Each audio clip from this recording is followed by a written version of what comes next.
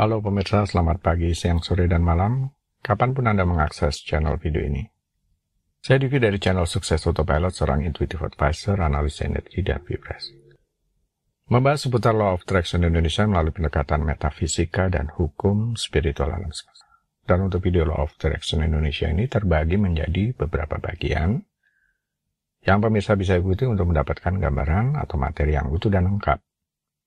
Untuk itu, link-link video yang terkait sudah saya pasang di deskripsi di bawah ini. Baiklah, simak terus videonya sampai habis. Silahkan subscribe buat yang belum, dan jangan lupa nyalakan loncengnya agar mendapatkan informasi-informasi yang terbaru dari channel ini setiap minggunya. Pemirsa, kali ini kita akan membahas, mau lebih banyak uang? Tanya saja uang. Bayangkan Anda memiliki antena yang selalu terpasang di diri dan tune in di frekuensi uang. Antena ini tidak terlihat, tapi selalu aktif 24 jam sehari, setiap hari. Dia berfungsi baik sebagai pemancar maupun penerima.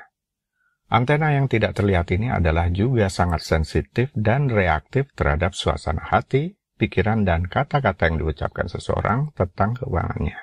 Misalnya, jika Anda diam-diam mengutuk atau bersyukur atas uang, sinyal ini yang tanpa penilaian seketika dikirim ke semua orang di seluruh dunia dan sekitarnya.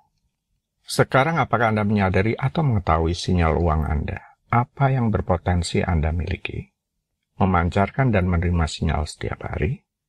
Mari kita periksa bagaimana pikiran perasaan Anda saat ini yang terhubung dan berinteraksi dengan uang. Mari kita mulai dengan afirmasi uang. Ulangi pernyataan berikut ini dengan lantang 5 kali. Uang datang kepada saya dengan mudah sekarang. Apakah kalimat afirmasi ini terasa nyaman atau ringan? Tidak mengikat dan pikiran tidak menuduh bahwa itu tidak benar? Tidak membohongi diri sendiri dan seterusnya? Apakah Anda peka terhadap respon pikiran perasaan yang muncul setelah mengucapkan ini? Saya berharap Anda semua peka dan mampu mengenali pikiran perasaan sendiri. Jika tidak, mungkin Anda perlu rutin melakukan meditasi. Coba amati, setiap orang bisa berbeda sesuai dengan kondisi pikiran bawah sadarnya. Tidak ada yang benar atau yang salah.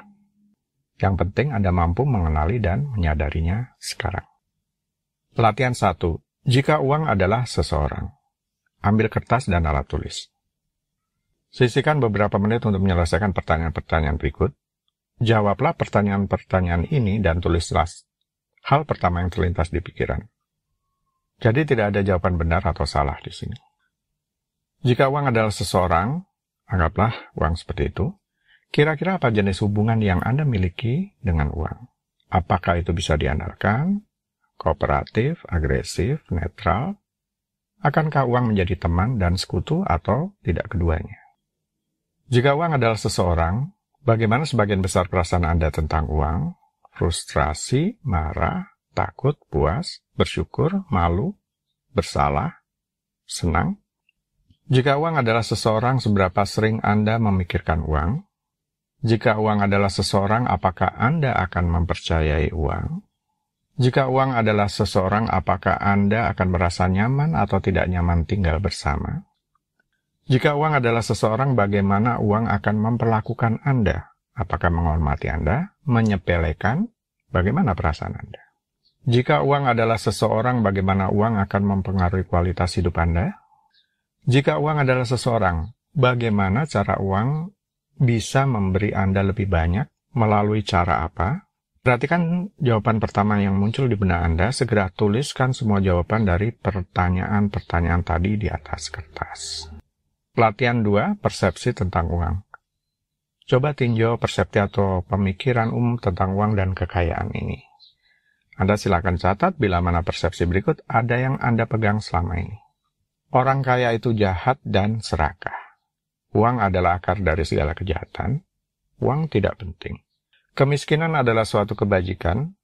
Anda harus bekerja keras untuk uang, membutuhkan uang untuk membuat uang. Uang tidak tumbuh di pohon. Uang tidak dapat membeli kebahagiaan. Tidak ada cukup uang untuk semua orang. Lebih banyak uang berarti lebih banyak masalah. Tidak benar menjadi kaya ketika orang lain miskin, kelaparan, dan menderita di dunia ini. Uang mudah pergi begitu saja. Uang tidak rohani. Adalah dosa untuk memiliki uang. Ini adalah perjuangan untuk menghasilkan uang. Jika salah satu dari pernyataan-pernyataan ini belum ada yang mewakili persepsi negatif Anda, tulislah sendiri, apa persepsi negatif Anda tentang uang selama ini.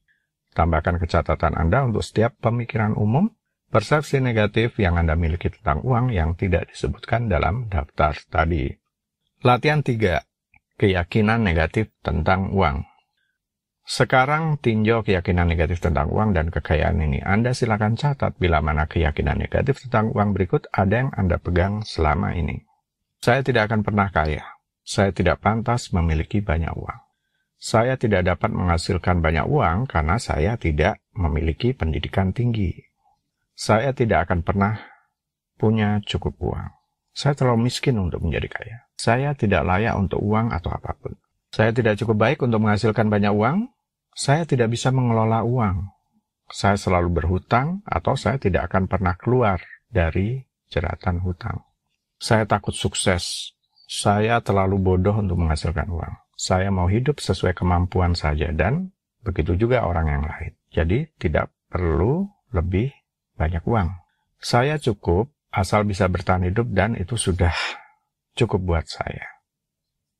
Saya hanya akan gagal dalam bisnis jika saya mencoba lagi. Saya tidak pernah mampu untuk menghasilkan lebih. Jika salah satu dari pernyataan-pernyataan ini belum ada yang mewakili keyakinan negatif Anda, tulislah sendiri apa keyakinan negatif Anda tentang uang selama ini. Tambahkan ke catatan Anda untuk setiap keyakinan negatif yang Anda miliki tentang uang yang tidak disebutkan dalam daftar tadi. Sekarang luangkan beberapa saat untuk meninjau semua catatan Anda dari 3 latihan tadi. Data yang dikumpulkan dan ditemukan di sini mewakili Anda saat ini, yakni cetak biru uang Anda. Inilah yang Anda tidak sadari bergetar dan memancarkan pikiran perasaan tentang hubungan Anda dengan uang selama ini.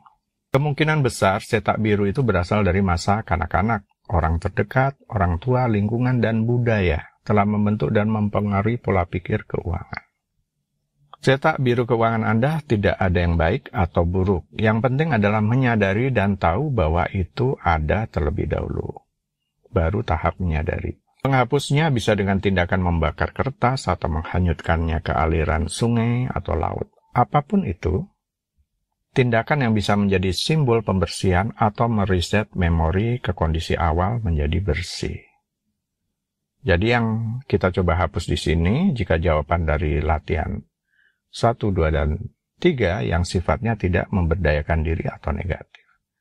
Jika jawabannya positif atau persepsi dan keyakinan tentang uang adalah positif, biarkan saja seperti itu. Baiklah pemirsa, itu bagian ke-211 dari video Law of Attraction Indonesia. Sampai di sini dulu, sampai bertemu di bagian berikutnya. Silakan subscribe buat yang belum, agar mendapatkan informasi-informasi yang terbaru dari channel ini setiap minggunya. Sampai jumpa.